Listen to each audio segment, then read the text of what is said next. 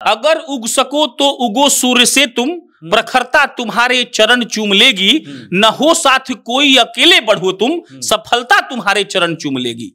NDA का और RJD का काडर वोट लेकर जिसके पीछे पीछे लोग दौड़ रहे हैं, आप उससे इस बात का जजमेंट नहीं दे सकते हैं कि कौन चुनाव हारेगा और कौन चुनाव जीतेगा। ये पहला बात। और दूसरा बात, हेमनारायण जी यहाँ के विधायक रह चुके हैं, यहाँ पर विजय शंकर दुबे थे। विजय शंकर दुबे किसको रिप्रेजेंट कर रहे थे? महागठबंधन को। तो महागठबंधन के विजय शंकर दुबे का टिकट कट गया। क्यों कट गया? इसका मतलब दो ही है, या तो चुनाव लड़ने में सक्षम नहीं थे या उन्होंने बेहतर काम नहीं किया। जो विकल्प आकर ये कह रहा है कि पहला बात हमारी उम्र बा 25 साल 6 महीना, और दूसरा का बात कि हम बदलाव के बात नहीं करत, हम बदलाव करे आइल बानी। और हम तो जहां जहां ग्राउंड रिपोर्टिंग के लिए गए वहां पे हमको लोग बोला कि हम तो 5 साल बर्बादी बूझ के नीतीश के वोट दे दे, नीतीश द्विवेदी के। इतना 10 साल बर्बाद भइल तो 5 साल और ही डुबा देश। नीतीश द्विवेदी को टिकट नहीं मिला। नीतीश द्विवेदी वीआईपी पार्टी का गोपालगंज, छपरा, सिवान, पूर्वी चंपारण, पश्चिम चंपारण, ये 5 को जिला आप पकड़ लीजिएगा तो नीतीश द्विवेदी ने बेस बनाए थे वीआईपी पार्टी का। ठीक है, कोई दिक्कत नहीं है इसमें। आप सुने हैं नीतीश द्विवेदी बोले हैं कि मुकेश सहनी बहुत गंदा आदमी है। आप सुने हैं कि वो बोले हैं कि मुकेश सहनी पैसा लेकर टिकट बेच दिए। आप सुने हैं कि बोले हैं कि तेजस्वी यादव बहुत खराब आदमी है। सुने हैं क्या? वो बोले हैं नीतीश कुमार को खराब बोले हैं क्या? मोदी जी को खराब बोले हैं क्या? किसको गरिया है? एक एग्जाम्पल कोई दिखा दे। एक आदमी 25 साल की उम्र में, आप सोचिए वो कितना पैसा खर्चा किया होगा रैली में जाने के लिए। उसके बाद वो आदमी एक शब्द नहीं बोला। 25 साल के उम्र में इतना टॉलरेंस जिसको बोलते हैं सहन शक्ति, वो नहीं आ सकता है किसी में। प्रशांत किशोर जी से पत्रकार को सवाल पूछता है ना तो दुरिया के भगा देते हैं। वो आदमी इतना संसाधन झोंक के अगर ये एक उफ तक नहीं किया, बोला ना आइए मैदान में मुलाकात होगा। तो सबसे बड़ा 3 जात है आबादी के हिसाब से यहाँ पर, यादव, भूमिहार और मुसलमान। कौन यादव को टिकट मिला है जी? कौन भूमिहार को टिकट मिला है जी? तेजस्वी को देखकर वोट करेंगे। अच्छा, तेजस्वी यादव अपने सीएम बन जाएगा, यहाँ का यादव दरी बिछाएगा, यहाँ का मुसलमान दरी बिछाएगा खाली उनका। तेजस्वी को मुख्यमंत्री बनाना है भाई, संकल्प ले लिया है। देखिए ये बात बहुत अच्छा, संकल्प ले लिए हैं। तो आप ये कह रहे हैं कि पूरा बिहार का यादव तेजस्वी के साथ है। नित्यानंद राय कौन है? रामकृपाल यादव कौन है? हेमनारायण जी को टिकट काहे मिला? क्योंकि उनके पास एगो बेस था। कौन बात का बेस? एक बार वो गलती से विधायक का चुनाव जीत गए थे। गलती ही कहा जाएगा। 1696 वोट से हारे इस बार, और पिछली बार जीते थे कुछ वोट से। तो ये दोनों गलती से ही होता है। मतलब क्या, वो अपना भाग्य आजमा रहे थे, थोड़ा बहुत काडर इधर उधर हुआ तो चुनाव जीत गए। उसके बाद विशाल जायसवाल कौन है? उनका अपना परिचय क्या है? विशाल जायसवाल का परिचय यह है कि उनके पिता माननीय विनोद जायसवाल जी सिवान के माननीय एमएलसी हैं, मेंबर ऑफ लेजिस्लेटिव काउंसिल। ये उनके पिता हैं, वो नहीं है। कैसे टिकट मिल गया? ऐसे टिकट मिल गया कि लोग बाग कहता है कि विशाल जायसवाल जी तेजस्वी यादव जी के बहुत घनिष्ठ मित्र हैं। एक आदमी आया जिसका नाम था रविंदर सिंह भाटी। एक जगह है बाड़मेर, राजस्थान का। वो विधानसभा चुनाव लड़ने का इच्छा रखते थे। भाजपा से लमसम उनकी बात हुई थी कि आपको टिकट दिया जाएगा। भाजपा ने रविंदर सिंह भाटी को टिकट नहीं दिया, और उसके बाद किसी और को टिकट मिल गया। जिसको टिकट मिला वो बहुत ताकतवर आदमी थे। भाजपा के अलावा कांग्रेस वहां पर अपना सबसे ताकतवर उम्मीदवार उतारती है। और उसके बाद रविंदर सिंह भाटी, जो वहां के कॉलेज के छात्र नेता थे, छात्र संघ के अध्यक्ष हुआ करते थे, उन्होंने कहा कि भैया हम निर्दलीय पर्चा भरब और चुनाव लड़ब। और वो आदमी जब चुनाव लड़ा तो नरेंद्र मोदी बाड़मेर गए थे विधानसभा चुनाव में प्रचार करने के लिए। कांग्रेस से राहुल गांधी गए थे बाड़मेर विधानसभा चुनाव का प्रचार करने के लिए, और रविंदर सिंह भाटी वहां से विधानसभा चुनाव जीत कर दिखाया निर्दलीय। राजपूत, भूमिहार, ब्राह्मण, कायस्थ।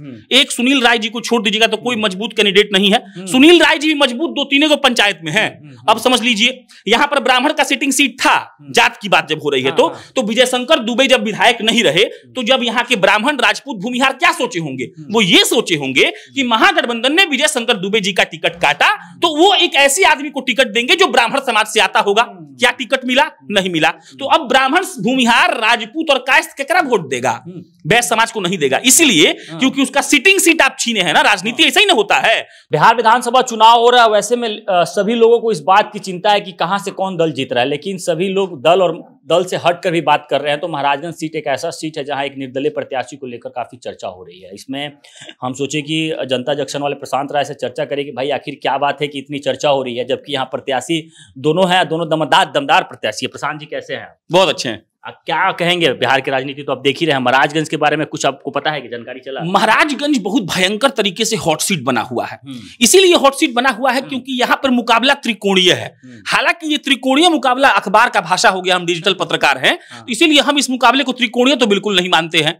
और महाराजगंज से पहले ये पूरा जो कहानी है, महाराजगंज राजनीतिक कहानी जो सुनाएंगे आपको हम, इससे पहले एक कहानी और सुनाएंगे। एक आदमी आया जिसका नाम था रविंदर सिंह भाटी। एक जगह है बाड़मेर, राजस्थान का। वो विधानसभा चुनाव लड़ने का इच्छा अपेक्षा रखते थे, भाजपा से लमसम उनकी बात हुई थी कि आपको टिकट दिया जाएगा। भाजपा ने रविंदर सिंह भाटी को टिकट नहीं दिया और उसके बाद किसी और को टिकट मिल गया। जिसको टिकट मिला वो बहुत ताकतवर आदमी थे। भाजपा के अलावा कांग्रेस वहां पर अपना सबसे ताकतवर उम्मीदवार उतारती है और उसके बाद रविंदर सिंह भाटी जो वहां के कॉलेज के छात्र नेता थे, छात्र संघ के अध्यक्ष हुआ करते थे, उन्होंने कहा कि भैया हम निर्दलीय पर्चा भरब और चुनाव लड़ब। और वो आदमी जब चुनाव लड़ा तो नरेंद्र मोदी बाड़मेर गए थे विधानसभा चुनाव में प्रचार करने के लिए, कांग्रेस से राहुल गांधी गए थे बाड़मेर विधानसभा चुनाव का प्रचार करने के लिए और रविंदर सिंह भाटी वहां से विधानसभा चुनाव जीत कर दिखाया निर्दलीय। उसके 3 महीना बाद लोकसभा का चुनाव हुआ, फिर रविंदर सिंह भाटी निर्दलीय चुनाव लड़ा और वोट लाया 4 लाख। किस कैसे?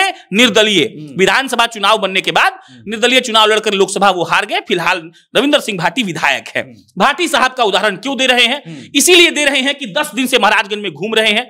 हमको बहुत मजा आता है वहां पर जब नया नया लड़का सब कहता है कि खूटा गाड़ देव, राजनीति में हमारे केहू नहीं खे लेकिन बता देव कि हम के हैं, और यहाँ पर वही स्थिति अभी बनी हुई है। कहने का मतलब कि महाराजगंज में एक निर्दलीय प्रत्याशी सब पर हावी है, कैसे होगा बताइए? जेडीयू से हेमनारायण साहब विधायक भी रहे हैं, पूरा घूम रहे हैं जगह जगह पे। अभी तेजस्वी के हाथ रख कर राजद के जो प्रत्याशी यहाँ पर पहुंचे, अभी हेलीकॉप्टर वो उतरने वाला है महाराजगंज में। निर्दलीय प्रत्याशी कहाँ गायब हो जाएंगे, कोनो ठिकाना तो ठिकाना नहीं रहता। निर्दलीय का आप उदाहरण अभी दे रहे हैं राजस्थान वाला, तो क्या यहाँ माहौल वस्ते का क्रिएट हो पाएगा? अगर उग सको तो उगो सूर्य से तुम, प्रखरता तुम्हारे चरण चूम लेगी, न हो साथ कोई अकेले बढ़ो तुम, सफलता तुम्हारे चरण चूम लेगी। एनडीए का और आरजेडी का काडर वोट लेकर जिसके पीछे पीछे लोग दौड़ रहे हैं, आप उससे इस बात का जजमेंट नहीं दे सकते हैं कि कौन चुनाव हारेगा और कौन चुनाव जीतेगा। ये पहला बात। और दूसरा बात, हेमनारायण जी यहाँ के विधायक रह चुके हैं। यहाँ पर विजय शंकर दुबे थे। विजय शंकर दुबे किसको रिप्रेजेंट कर रहे थे? महागठबंधन को। तो महागठबंधन के विजय शंकर दुबे का टिकट कट गया। क्यों कट गया? इसका मतलब 2 ही है, या तो चुनाव लड़ने में सक्षम नहीं थे या उन्होंने बेहतर काम नहीं किया। और हेमनारायण जी इतने अच्छे आदमी थे तो 2020 में चुनाव काहे हार गए? तो जिन लोगों से चुनाव की लड़ाई है, आप समझिए इस बात को, ऐसा लड़ाई नहीं है कि उसको जीता नहीं जा सकता है। दूसरा बात, आपको लग रहा होगा कि हम काहे इतना विश्लेषण कर रहे हैं। नीतीश द्विवेदी नाम के एक युवा है, उस आदमी ने क्या किया है ये आप पूरे महाराजगंज से नहीं, आप बिहार भर घूम के जाइए, पूछिए कि देखे इनका मुहवा, तो बोलेगा हाँ देखे हैं, पोस्ट में देखे होंगे, फोटो में देखे होंगे, रील में देखे होंगे, कहीं भाषण देते हुए देखे होंगे। हम उनका कवर किए थे एक यात्रा, उस यात्रा में महाराजगंज के हर बाजार पर गाड़ी लगती थी और वो आदमी गाड़ी के ऊपर चढ़ता था और चिल्ला चिल्ला के बोलता था कि हमको विश्वविद्यालय खुलवा देना है, हमको जिला बनवा देना है, हमको अस्पताल में सर्जन दिलवा देना है, हमको सिंचाई के लिए किसानों को उचित दाम दिलवाना है, हमको बिजली बिल उनका माफ करवाना है, हमको बच्चा सबके लिए यहाँ पे 10 गो लघु उद्योग खोलना है। ये बात कौन बोला?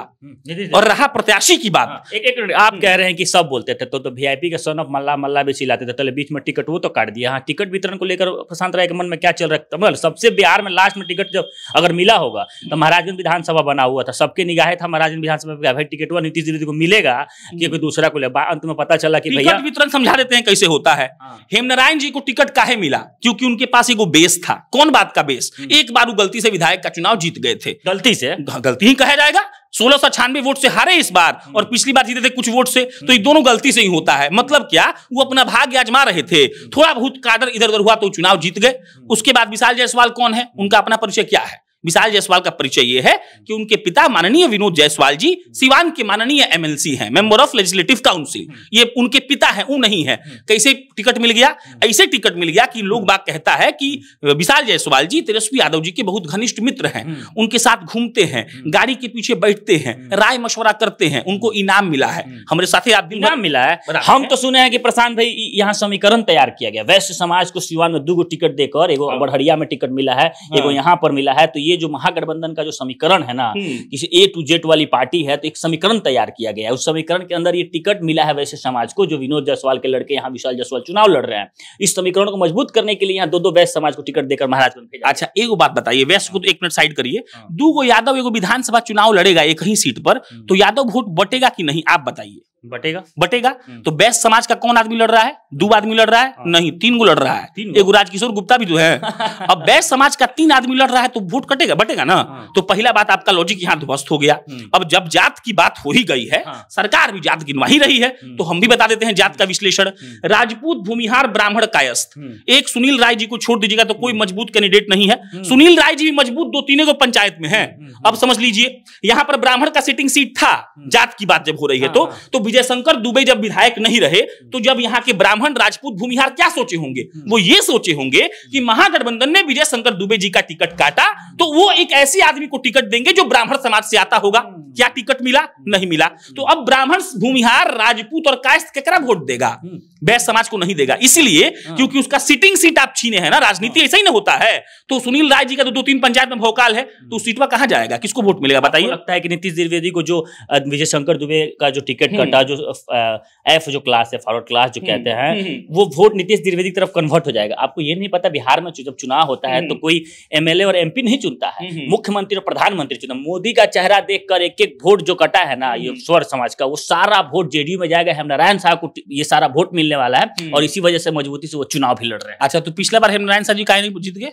पिछली बार दुबे जी थे, ब्राह्मण थे इसलिए। इस बार नीतीश द्विवेदी जी हैं इसीलिए। तो आपको लगता है कि इधर कन्वर्ट हो पाएगा? देखिए हम वोट देने तो जाने वाले, हम लोग आकलन कर रहे हैं। देखिए ये आपका विधानसभा ना, ये विशाल समीकरण ऐसे समझा जाता है, हम समझाते हैं आपको। देखिए बात बिल्कुल सही है कि वोट लहर पे होता है, इसमें कोई दिक्कत नहीं है। पहला बात आप ये समझ लीजिए कि वोट लहर पे उसी वक्त होता है जब आदमी में नाराजगी नहीं होता है, ये पहला बात। दूसरा बात, जो इनका कोर वैश्य समाज है वो इसीलिए कट जाए क्योंकि 3 कैंडिडेट है। राजकिशोर गुप्ता 500 वोट काटेंगे, नहीं तो मानिएगा ना 500 वोट, चलिए 300 मानिएगा काट लेंगे, तो भाई विशाल जायसवाल भी तो वही है, वो वोट नहीं काटेंगे। और उसके बाद हेमनारायण जी भी तो वही हैं, वो वोट नहीं काटेंगे। और ये सब बात हटाइए, अब जब जात पर बात हो रही है तो सबसे बड़ा 3 जात है आबादी के हिसाब से यहाँ पर, यादव, भूमिहार और मुसलमान। कौन यादव को टिकट मिला है जी? कौन भूमिहार को टिकट मिला है जी? तेजस्वी को देखकर वोट करेंगे। अच्छा, तेजस्वी यादव अपने सीएम बन जाएगा, यहाँ का यादव दरी बिछाएगा, यहाँ का मुसलमान दरी बिछाएगा खाली उनका। तेजस्वी को मुख्यमंत्री बनाना है भाई, संकल्प ले लिया है। देखिए ये बात बहुत अच्छा, संकल्प ले लिए हैं। तो आप ये कह रहे हैं कि पूरा बिहार का यादव तेजस्वी के साथ है? नित्यानंद राय कौन है? रामकृपाल यादव कौन है? सुनिए, उधर जो है कुछ भाजपा जो पर्सनल प्रॉफिट है जो बात करते हैं, कई सारे यादव के मुंह से हम सुने, प्रशांत भाई कई सारे मुझे जो ललटेन के साथ है जो समाज, ये समीकरण आप गलत बोल रहे हैं। रामकृपाल यादव प्रॉफिट के लिए है तो उनको वोटवा तो यहाँ का यादव ने बनाया पाटलिपुत्र का जी। जरूरी रामकृपाल के लोग रामकृपाल यादव सांसद कैसे बने? आप वहां जाकर जात देखिए, रामकृपाल यादव जहां से सांसदी 2 बार जीते हैं, वहां पर यादव बहुल इलाका है, मतलब उनको यादव वोट दिया है, 2 बार दिया है, राइट। तो यादव ही नहीं, यादव मुसलमान या कोई जात किसी का बपौती नहीं होता है। आपको सीधा सीधा ये समझाते हैं हम कि यादव, मुसलमान और भूमिहार इसलिए महाराजगंज में नाराज है क्योंकि उनके किसी प्रत्याशी को टिकट नहीं मिला। यादव का भी नंबर, भूमिहार का भी नंबर और मुसलमान का भी नंबर लमसम बराबर है। उन लोगों को किसी एक आदमी को टिकट दोनों पार्टी में से, चाहे एनडीए देती चाहे महागठबंधन देता, मिलना चाहिए था, लेकिन मिला नहीं, मिला ना। तो अब बात समझिए, खेल ऐसे होगा कि अब लोग ये कह रहा है कि हेमनारायण जी को भी देख लिए हैं। हेमनारायण जी मतलब क्या होता है? एनडीए। विशाल जायसवाल को मतलब विजय शंकर दुबे, उनको देखे लिए हैं। तो अब हम लोग ऐसा कुछ विकल्प लाएंगे जो विकल्प आकर ये कह रहा है कि पहला बात हमारी उम्र बा 25 साल 6 महीना, और दूसरा का बात कि हम बदलाव के बात नहीं करत, हम बदलाव करे आइल बानी। और हम तो जहां जहां ग्राउंड रिपोर्टिंग के लिए गए वहां पे हमको लोग बोला कि हम तो 5 साल बर्बादी बूझ के नीतीश के वोट दे दे, नीतीश द्विवेदी के। इतना 10 साल बर्बाद भइल तो 5 साल और ही डुबा देश, ओकरा बाद देखे कि क्या अच्छा बा। तो इस बात पर ये चर्चा अब शुरू हो गई है। देखिए वोट बदलता है लास्ट के 3 दिन में, लास्ट का जो लहर होता है वो 3 दिन में परसेप्शन बदलता है। आप जाकर देखिए, महाराजगंज के किसी युवा को पकड़िए, आप रोड पर निकल जाइए और कहिए कि नीतीश द्विवेदी का नाम सुने हैं आप, तो देखिए वो कैसे बोलेगा। और एक बात याद रखिए, हम इतना पक्ष इसलिए ले रहे हैं ना क्योंकि आप पूरे बिहार का विधानसभा में जितने लोग प्रत्याशी हैं उनका एज निकालिए, कोई आदमी 25 साल का नहीं है। और जो आदमी 28 साल के नीचे होगा या 30 साल के नीचे, हम लिख के आपको देने को अभी तैयार हैं। उसके पिताजी शायद सांसद, विधायक, मंत्री रहे होंगे, उनके दादाजी, उनके परदादाजी, उनका कोई रेफरेंस होगा, चाचा होगा, मौसी होगी, चाची होगी, मोदी जी से मौसा लगते होंगे, कुछ ना कुछ होगा। और बिना इस चीज के कोई आदमी अगर इतना ठसक से राजनीति कर रहा है, इसका मतलब उसमें कुछ बात है। तो कुल मिलाजुला कर क्या देखा जाए कि इस बार जो मुकाबला है महाराजगंज का, तो आप त्रिकोणीय की बात कर रहे हैं, जिस समीकरण पे हम लोग चर्चा की है उसमें तो कोई दोनों समीकरण में दोनों प्रत्याशी फिट नहीं बैठ रहे। नीतीश द्विवेदी का एक अलग पहलू नजर आ रहा है, तो आपको क्या लगता है कि नीतीश द्विवेदी को ही बाकी प्रत्याशियों से लड़ना? जीत हार का फैसला देखिए हम ही तो कर नहीं पाएंगे यहाँ बैठ, मैं लड़ाई की बात कर रहा हूँ। हम आपको ये समझा सकते हैं कि देखिए माहौल जब बदलता है ना, माहौल कैसे बदला? 2014 के पहले कांग्रेस क्या थी? कांग्रेस इस देश की भगवान थी, मतलब लक्ष्मी माता भी उभे रहे, ब्रह्मा विष्णु महेश सब लोग उभे रहे लोग। 14 के बाद लोग कहल कुछ बदलाव भाई, हम इसमें नहीं घुसेंगे कि कांग्रेस अच्छी की भाजपा अच्छी। बदलाव कैसे हुआ? बदलाव इस बात पर हुआ कि कांग्रेस सब कुछ थी लेकिन लोग ऐसे उखाड़ के फेंक दिया। बदलाव ऐसे ही होता है, पहला बात। दूसरा बात, महाराजगंज का सिस्टम हमको लगता है कि अब बदल चुका है। आप पता करिए कि पटना का सबसे ज्यादा मीडिया कवरेज कहां हुआ है? वो महाराजगंज में हुआ है। क्यों हुआ है? इसीलिए हुआ है क्योंकि उन लोगों को लगा कि बाप रे यहाँ बहुत व्यूअरशिप है। हम ऐसे ऐसे न्यूज चैनल वालों को जानते हैं जिनका फॉलोअर और सब्सक्राइबर 25,000 और 30,000 था, वो यहाँ आया 5 को वीडियो किया, हो गया 1 लाख। क्यों?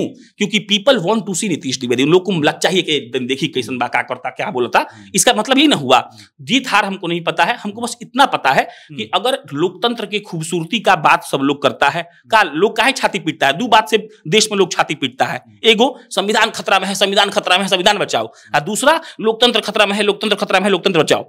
लोकतंत्र की खूबसूरती पता है क्या है? लोकतंत्र की खूबसूरती ये है कि आप कहीं भी जाइए, कितनों प्रचार कर लीजिए, जनता जिसको वोट देती है वही चुनाव जीतता है। आप एक बात गौर करिएगा, नीतीश द्विवेदी को टिकट नहीं मिला। नीतीश द्विवेदी वीआईपी पार्टी का गोपालगंज, छपरा, सिवान, पूर्वी चंपारण, पश्चिम चंपारण, ये 5 को जिला आप पकड़ लीजिएगा तो नीतीश द्विवेदी ने बेस बनाए थे वीआईपी पार्टी का। ठीक है, कोई दिक्कत नहीं है इसमें। आप सुने हैं नीतीश द्विवेदी बोले हैं कि मुकेश सहनी बहुत गंदा आदमी है। आप सुने हैं कि वो बोले हैं कि मुकेश सहनी पैसा लेकर टिकट बेच दिए। आप सुने हैं कि बोले हैं कि तेजस्वी यादव बहुत खराब आदमी है। सुने हैं क्या? वो बोले हैं नीतीश कुमार को खराब बोले हैं क्या? मोदी जी को खराब बोले हैं क्या? किसको गरिया है? एक एग्जाम्पल कोई दिखा दे। एक आदमी 25 साल की उम्र में, आप सोचिए वो कितना पैसा खर्चा किया होगा रैली में जाने के लिए। उसके बाद वो आदमी एक शब्द नहीं बोला। 25 साल के उम्र में इतना टॉलरेंस, जिसको बोलते हैं सहन शक्ति, नहीं आ सकता है किसी में। प्रशांत किशोर जी से पत्रकार को सवाल पूछता है ना तो दुरिया के भगा देते हैं। वो आदमी इतना संसाधन झोंक के अगर ये एक उफ तक नहीं किया, बोला ना आइए मैदान में मुलाकात होगा, तो उस आदमी के अंदर कुछ तो होगा। हम अपील करना चाहते हैं। एक और बहुत बड़ा जी, आप इतनी सारी बातों में तमाम मुझे ये चीजें, जब बिहार में पार्टियां तो दर्जनों घूम रही है कि टिकट ले लो, मेरा चुनाव लड़ लो। जब इनका टिकटवा कटा तो हमको क्यों नहीं लगा कि ये चुनाव किसी पार्टी से लड़, निर्दलीय ही फैसला ले लिए? इस चीज के बारे में कुछ आपको आकलन हो तो बताया। हमको नहीं लगता ऐसा। फॉर एग्जाम्पल, हम ऐसे सोचते हैं कि अगर हम भी होते तो हम भी निर्दलीय ही लड़ते। इसलिए लड़ते कि उनको औकात बताते कि प्रशांत राय कौन है। उनको औकात, अरे तेजस्वी यादव को औकात नापने के लिए नीतीश द्विवेदी महागठबंधन के बारे में नहीं बताते। औकात महागठबंधन का भी नाप रहे हैं और एनडीए का भी नाप रहे हैं। वो बता रहे हैं कि आपको लग रहा है कि आप लोग किसी स्थापित आदमी को टिकट देंगे, उनके पास बहुत गर्मी है, उनके पास बहुत पैसा संसाधन है, तो चुनाव जीत जाएंगे। तो सुनिए, हम हराएंगे और हम जिता के भी दिखाएंगे। ऐसा युवा सोचता है। ऐसा हम नहीं करें, नीतीश द्विवेदी हमको बोले नहीं है। अगर हम भी होते तो हम निर्दलीय ही लड़ते, और इसलिए लड़ते ताकि उनको समझ में आता कि उनके बपौती पे हम नहीं पल रहे हैं। हमारा अपना एक बेस है, और हम यहाँ जो घूमे हैं वो ना मुकेश सहनी के चलते घूमे हैं, ना तेजस्वी यादव के चलते घूमे हैं, ना नीतीश कुमार भेजे थे, ना सम्राट चौधरी भेजे थे, ना विजय कुमार सिन्हा भेजे थे। भेजा कौन था? कोई भेजा था क्या? अपने मन से आए थे। तो पार्टी कौन होता है ये तय करने वाला कि उसका भविष्य क्या होगा? हम तय करेंगे कि हम कहां बैठने के लायक हैं, और हम बैठेंगे अगर जनता हमको बैठाना चाहेगी तो। चलिए, बहुत बहुत शुक्रिया। तो हम लोग अभी डिस्कशन कर रहे थे, जनता जंक्शन के प्रशांत राय थे, तो हम लोगों ने महाराजगंज चुनाव को लेकर बातचीत किया, और हमारी बातें आप लोगों को कैसी लगी कमेंट बॉक्स में अपनी प्रतिक्रिया जरूर दीजिएगा। प्रशांत भाई फिर कहीं चौक चौराहे पे मिलेंगे, इनसे हम जरूर इस मुद्दे पे बात करेंगे। धन्यवाद।